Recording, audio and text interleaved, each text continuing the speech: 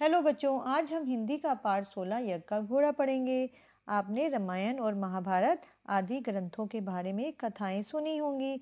आज हम इस पाठ में पढ़ेंगे कि किस तरह श्री राम ने अश्वमेध यज्ञ को पूरा करने के लिए एक सुंदर सफेद रंग का घोड़ा छोड़ा और वाल्मीकि जी के आश्रम के पास लव और कुश ने उस घोड़े को पकड़ लिया और उन्होंने श्री राम जी को युद्ध के लिए ललकारा और वहां पे उनको पता लगा कि श्री राम उनके पिता हैं। अब हम इस पाठ को पढ़ेंगे।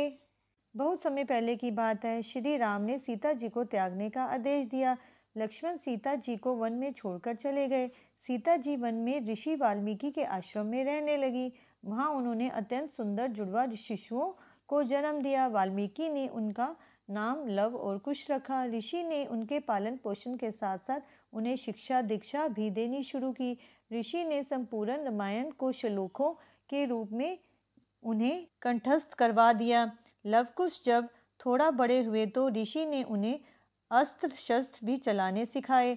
कुछ ही समय में वे दोनों युद्ध विद्या में पारंगत हो गए।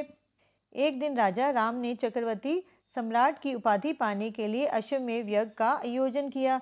यज्ञ में अनेक राजाओं ने भाग लिया। अनेक राजाओं ने सर्वसम्मति से श्री राम का आधिपत्य स्वीकार कर लिया। यज्ञ में यह घोषणा की गई कि श्री राम द्वारा छोड़ा गया घोड़ा जिस जिस राज्य से होकर गुजरेगा उस राज्य पर श्री राम का अधिकार होगा। जिस राजा को यह शर्त स्वीकार न हो वह घोड़े को रोक सकता है। जो भी घोड़े को रोकेगा उसे श्री राम की सेना के साथ युद्ध करना पड़ेगा। सफेद घोड़े को गहनों व सुंदर वस्त्रों से सुसज्जित करके छोड़ दिया गया और घोड़े के गले में उपरोक्त घोषणा लिखकर लटका दी गई।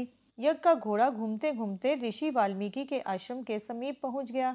जब लवकुश ने सुंदर घोड़े को देखा तो उसे पकड़कर आश्रम में ले आए। घोड़े के पकड़े जाने का समाचार सुनकर श्री राम के भाई शत्रुघ्न सैनिकों के साथ वहां आ पहुंचे। जब शत्रुघ्न ने घोड़े के साथ बालकों को देखा तो उन्हें समझाने का प्रयत्न किया।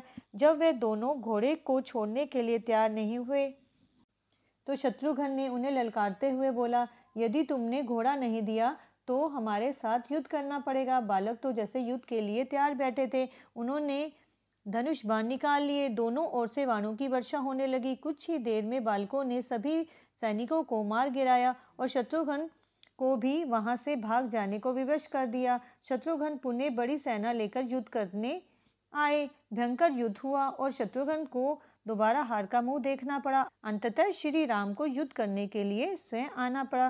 सीता जी ने जब श्री राम के आने की बात सुनी तो वे भी आश्रम से बाहर आ गई।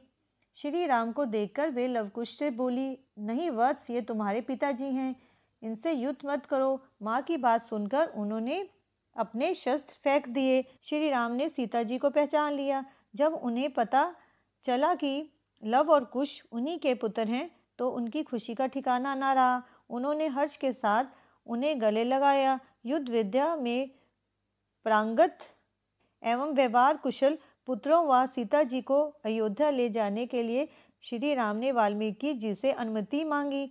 वाल्मीकि जी ने खुशी खुशी अनुमति दे दी, लेकिन सीता जी का मन अयोध्या लौटने का नहीं था। उन्होंने धरती माँ से प्रार्थना की, हे माँ, मुझे अपनी गोद में समा लो। उसी क्षण धरती फटी और सीता जी धरती में समा गई। सभी देखते रह गए। श्री राम अपने पुत्रों को लेकर दुखी मन से अयोध्या लौट गए। अब इस पाठ में हमने पढ़ा कि श्री रामचंद्र जी ने अश्वमेध यज्ञ रखा और उसको पूरा करने के लिए उन्होंने एक घोड़े को छोड़ा। अब उन्हीं के पुत्रों ने उस घोड़े को पकड़ लिया और किस तरह श्री रामचंद्र जी सीता और लव कुश के साथ मिले, इस पाठ में हमने जाना। अब आप इस पाठ को पढ़ें।